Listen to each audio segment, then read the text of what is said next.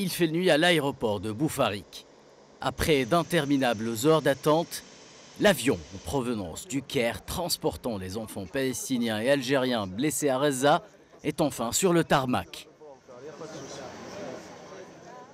Un soupir de soulagement pour ces enfants qui ont vécu l'enfer des exactions génocidaires sionistes 6 mois durant.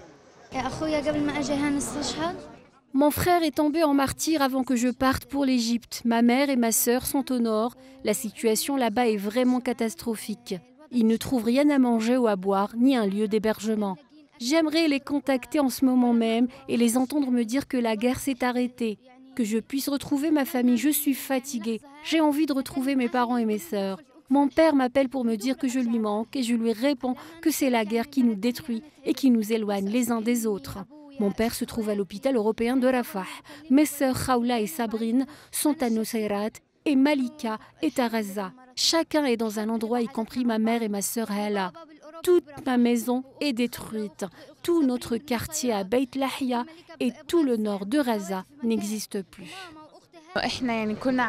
Nous vivions notre vie le plus normalement du monde jusqu'à ce que les sionistes nous ordonnent de quitter et d'évacuer El-Abrad, chose que nous avons faite. Nous n'avons pas pu prendre grand-chose avec nous, car cela s'est fait soudainement. Et à peine nous sommes partis qu'ils avaient commencé à bombarder El-Abrad. Ce fut difficile, car nous dormions dans la rue. Il n'y avait rien à manger. Une ville entière dans une seule rue.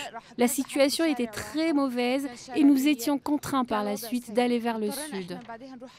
L'initiative du président algérien Abdelmadjid Tebboune visant à prendre en charge 450 enfants palestiniens blessés pour bénéficier de soins suite aux blessures et aux traumatismes dus au bombardement sioniste barbare tombe à point nommé pour ces minots qui pourront retrouver en Algérie, deuxième patrie pour tout Palestinien, un semblant de calme et de tranquillité, même si les stigmates de la guerre et de l'éloignement ne s'effaceront probablement jamais.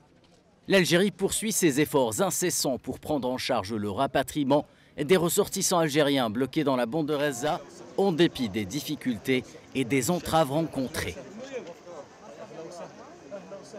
Désormais sur tous les fronts, après sa retentissante victoire diplomatique arrachée au Conseil de sécurité, l'Algérie, fidèle porte-voix du peuple palestinien et de ses innombrables souffrances, se tient au chevet d'une Palestine résistante qui plie mais ne rompt jamais jusqu'à ce que victoire soit proclamée.